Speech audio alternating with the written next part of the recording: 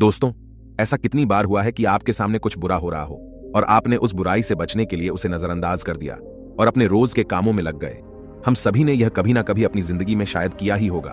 पर क्या हो जब वही बुरा व्यवहार आपके साथ हो रहा हो और ऐसे ही बाकी लोग आपको नजरअंदाज करके अपने काम करने लगे हैं। जब कोई आपको धमका रहा हो कि सच अगर आपने किसी को बताया तो आपको नुकसान पहुंचेगा, क्या फिर भी आप सच बोलेंगे? क्या फिर भी आप खुद के हक और सच के लिए लड़ेंगे? दोस्तों, कई बार सच बोलने के लिए बहुत हिम्मत की जरूरत होती है और यह हिम्मत जो गलत के सामने खड़े होने के लिए जरूरी है, यह हिम्मत अपने अंदर लाना बहुत मुश्किल हो सकता है। क्या लगता है आपको कितने लोग ऐसी परिस्थिति में सच बोलने की हिम्मत करेंगे? दोस्तों, आज की इस बौद्ध कहानी के माध्यम से हम यही सीखेंगे कि चाहे परिस्थिति कितनी भी कठिन क्यों ना हो, सच बोलना और गलत का सामना करना कितना जरूरी होता है। और हम देखेंगे कि आज के हमारे इस कहानी के युवक ने कैसे हिम्मत जुटाई और सच का साथ दिया। तो बिना किसी देरी के शुरू करते हैं। एक बार की बात है, एक नगर में एक युवक रहता था जो बहुत ही अच्छा था, जो स्वभाव का बहुत ही सीधा और मन से बहुत ही सरल था। वह ना तो किसी से लड़ाई झगड़े करता था और ना ही किसी को कभी भला बुरा कहता। वह लोगों की मदद भी किया करता, लेकिन फिर भी कुछ लोग उसे भला बुरा कहते।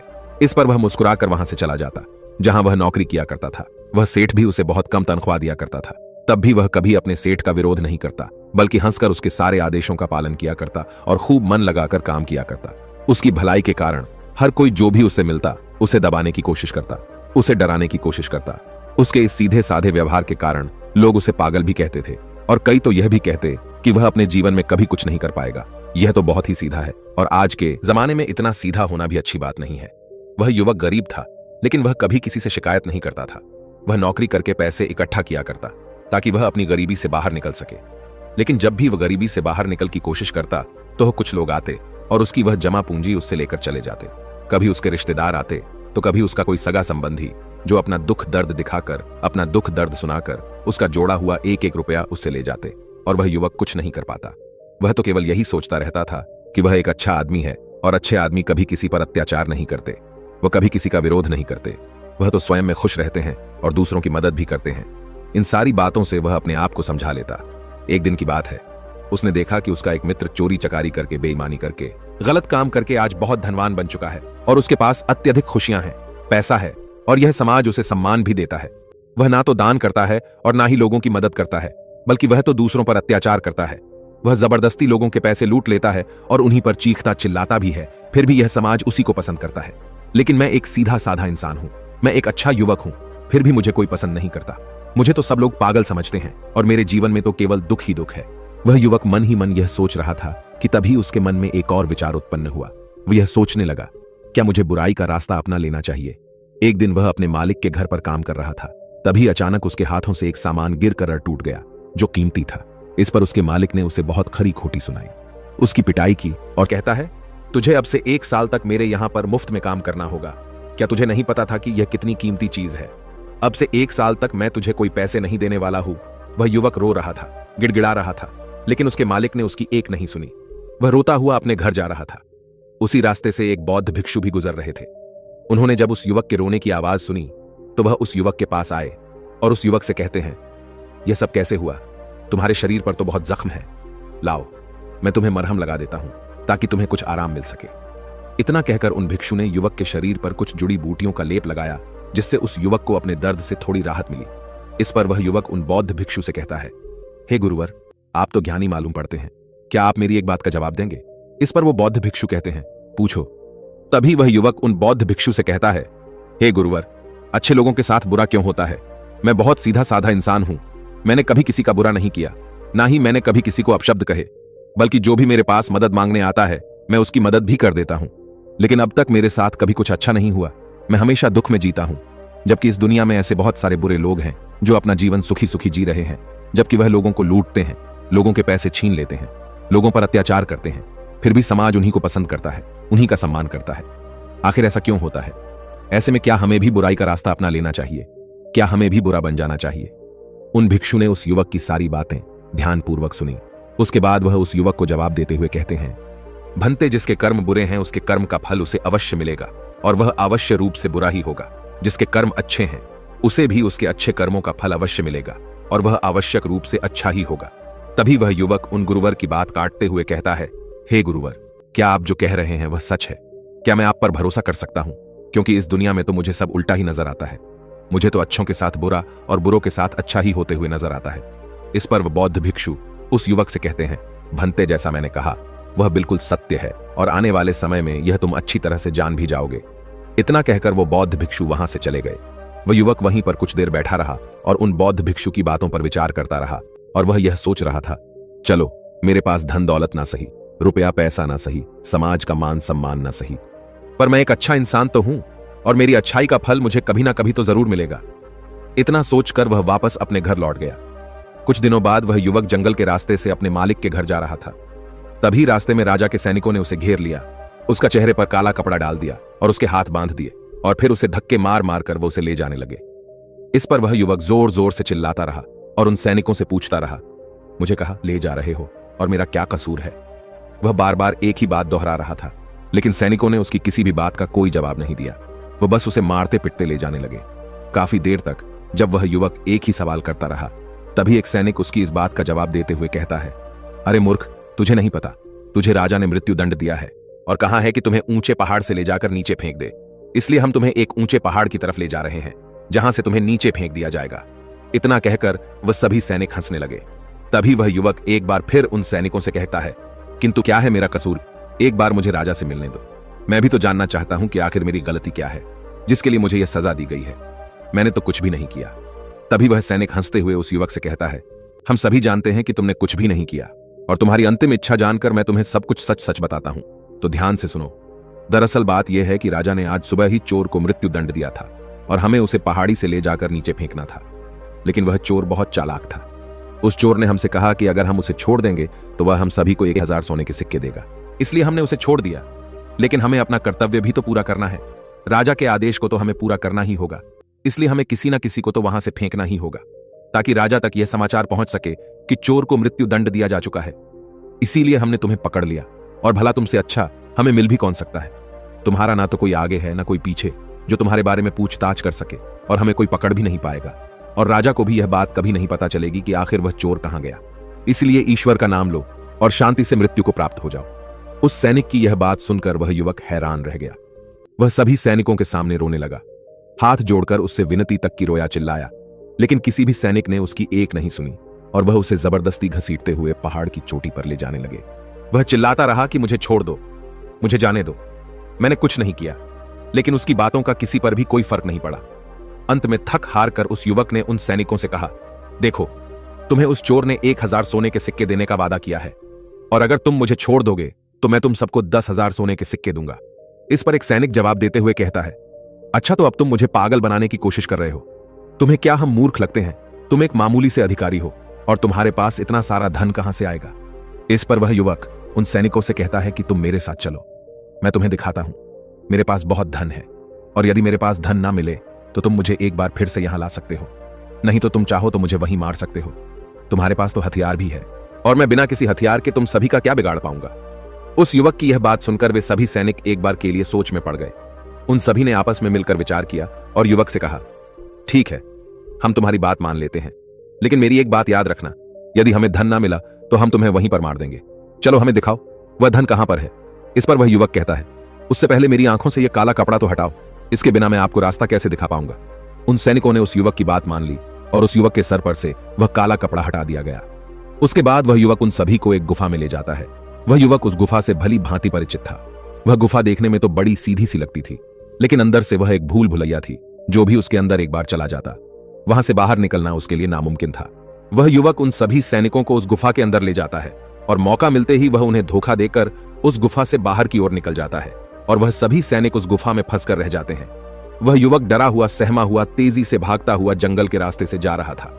उसे डर था कि वह सैनिक उसका पीछा कर रहे हैं, वह यदि उस गुफा से निकल जाएंगे तो वह उसे पकड़ लेंगे। इसीलिए वह तेजी से भागता हुआ जा रहा था। तभी रास्ते में उसे वही बौद्ध भिक्षु दिखाई दिए। तभी वह भागता हुआ उन बौद्ध भिक्षु के पास पहुंचा और वह युवक उन बौद्ध भिक्षु से कहता है कि हे गुरुवर, आपने तो कहा था जिसके बुरे कर्म होते हैं उसे बुरा फल मिलता है और जिसके कर्म अच्छे हैं उसे अच्छा फल मिलेगा। लेकिन आज तो मैंने यह देख भी लिया और जान भी लिया कि जिनके कर्म बुरे होते हैं वही सुखी रहते हैं, और रही बात अच्छे कर्म करने वालों की तो उन्हें तो जिंदगी भर दुखी भोगना पड़ता है। इसके बाद उस युवक ने अपने ऊपर बीती हुई सारी घटना उन बौद्ध भिक्षु को सुनाई और फिर उन बौद्ध भिक्षु से पूछता है, अब बताइए, मैंने ऐसा कौन सा बुरा कर्म किया जिस कारण आज मुझे मौत की सजा मिल रही थी, और वह भी ऐसा कर्म जो मैंने किया ही नहीं। इस पर वह बौद्ध भिक्षु मुस्कुराते हुए उस युवक से कहते हैं, भंते तुम्हारे कर्म बुरे ही तो हैं, तभी तो तुम्हें यह सब सहना पड़ रहा है। यह सुन वह युवक थोड़ा सा आश्चर्यचकित हुआ और उन बौद्ध भिक्षु से कहता है, हे गुरुवर, आप ये क्या कह रहे हैं? मैंने कभी किसी का बुरा नहीं किया। मैंने किसी को आज तक अपशब्द तक नहीं कहे। फिर मेरे कर्म बुरे कैसे हो सकते हैं? मैंने तो कोई भी बुरा काम नहीं किया। ना ही मैंने चोरी की, ना ही किसी से बेईमानी की, किसी को सताया तक नहीं, किसी को भला बुरा तक नहीं कहा। फिर मेरे कर्म बुरे कैसे हो सकते हैं? इस पर वो बौद्ध भिक्षु उस युवक से कहते हैं, भंते अपने हक और अधिकार के लिए ना लड़ना, यह भी तो बुरा कर्म है। जब तुम पर कोई अत्याचार करता है तुम उसका विरोध नहीं करते। क्या यह बुरा कर्म नहीं है किसी का साथ अत्याचार ना करना? लेकिन दूसरों के साथ अत्याचार होते हुए देखकर चुप रहना, यह भी तो बुरा कर्म है। सही होते हुए भी चुपचाप रहना, क्या यह बुरा कर्म नहीं है? हम शक्तिहीन हैं, असहाय हैं, हमारी मदद कौन करेगा, यह समझकर असत्य के सामने बार बार झुक जाना, क्या यह बुरा कर्म नहीं है? बुराई में सुख है, यह देखना भी एक बुरा कर्म ही है। तो अब मैं तुमसे सवाल करता हूं, बताओ मुझे इनमें से कौन सा काम ऐसा है जो तुमने अब तक नहीं किया? उन बौद्ध भिक्षु की यह सारी बातें सुनकर वह युवक स्तब्ध रह गया। उसे कुछ भी समझ नहीं आ रहा था कि वह उन बौद्ध भिक्षु के इस प्रश्न का क्या जवाब दे। काफी देर सोच विचार करने के बाद वह उन बौद्ध भिक्षु से कहता है, हे गुरुवर, आप सत्य कहते हैं। ये सारे कर्म मैंने किए हैं और आप सही हैं। ये सारे बुरे कर्म मेरे द्वारा ही किए गए हैं और मैं अपने आप को हमेशा एक अच्छा इंसान मानता था। मैं हमेशा लोगों की मदद करता था, कभी किसी के सामने आवाज नहीं उठाता था और मुझे लगता था कि मैं एक बहुत ही सीधा सरल और अच्छा व्यक्ति हूं। लेकिन मैं यह नहीं जानता था कि जाने अनजाने मैं बुरे कर्म कर रहा हूं। आगे वह युवक अपने दोनों हाथ जोड़कर उन गुरुवर से कहता है, हे गुरुवर, अगर यह सारे बुरे कर्म है तो अच्छा कर्म क्या है और अच्छा व्यक्ति कौन होता है?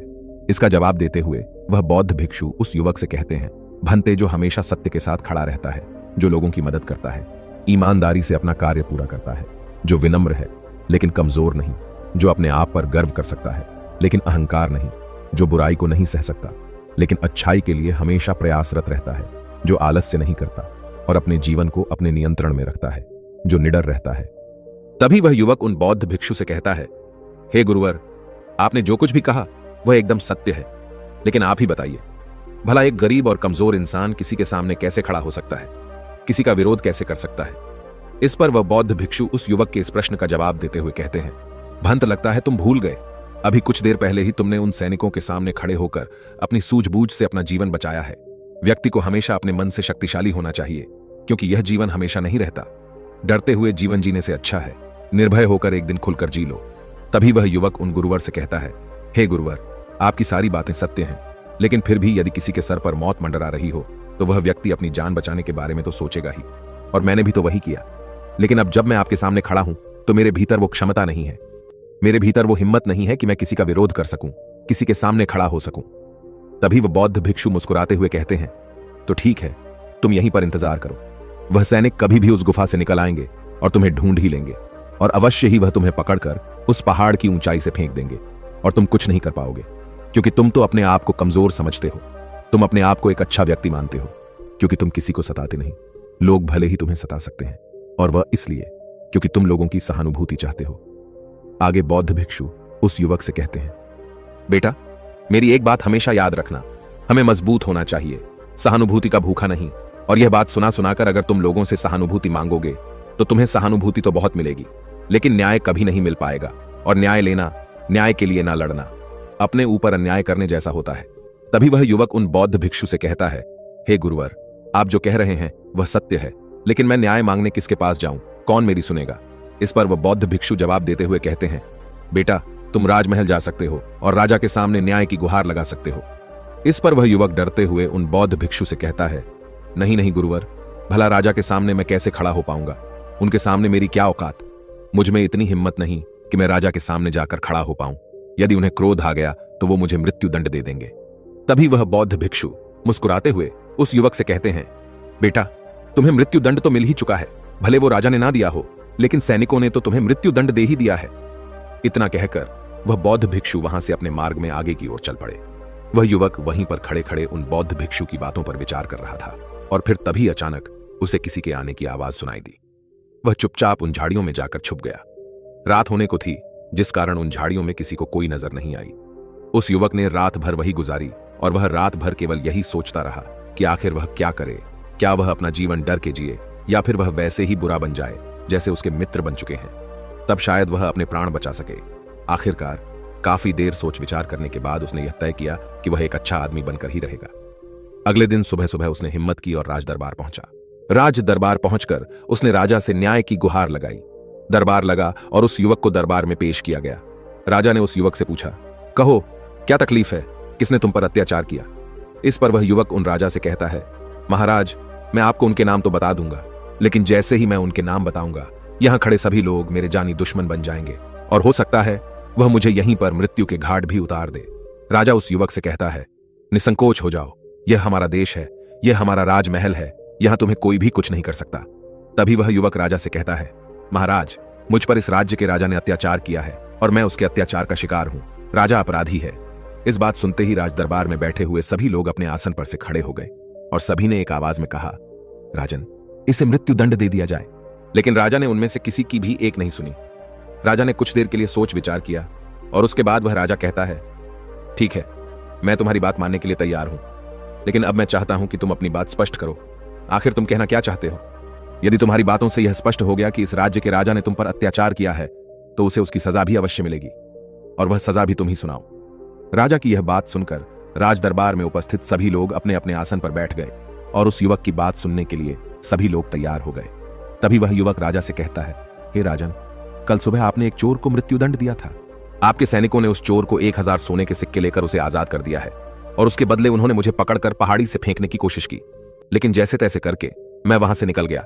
और ऐसा पहली बार नहीं हुआ, बल्कि ऐसा कई बार हो चुका है और पहले भी कई बार कई गरीब लोगों की मृत्यु इसी प्रकार हुई है। और राजा को लगता है कि राजा ने न्याय किया है, लेकिन वह राजा यह नहीं देखता कि उसके आदेश को पूरा किया जा रहा है या नहीं, क्या उसका न्याय पूरा हो रहा है या नहीं। राजा का किया हुआ न्याय किसी के लिए अन्याय बन रहा है। किसी गरीब के घर का दीपक बुझा दिया जाता है और राजा को इसकी भनक तक नहीं। राजा तो केवल अपने जीवन में मस्त है, उसे अपने महल से बाहर निकलने का समय तक नहीं है। वह बाहर निकलकर आम लोगों से मिलता तक नहीं है, उनकी समस्याओं के बारे में सुनता तक नहीं है। वह तो केवल अपने मंत्रियों और अपने अधिकारियों पर निर्भर रहता है। हे राजन, मेरा राजा तो मुझसे कभी मिला तक नहीं, तो मुझसे बहुत दूर है और मेरी आवाज भी उस तक कभी नहीं पहुंचती। अगर मैं बाहर खड़े उन पहरेदार को कुछ रुपए पैसे देकर अंदर ना आता। उस आदमी की यह बात सुनकर राज दरबार में उपस्थित सभी लोग आश्चर्यचकित रह गए। राजा भी यह बात सुनकर बड़ा अचंभित था। तभी राजा ने मंत्री को आदेश दिया और कहा कि सत्य का पता लगाया जाए।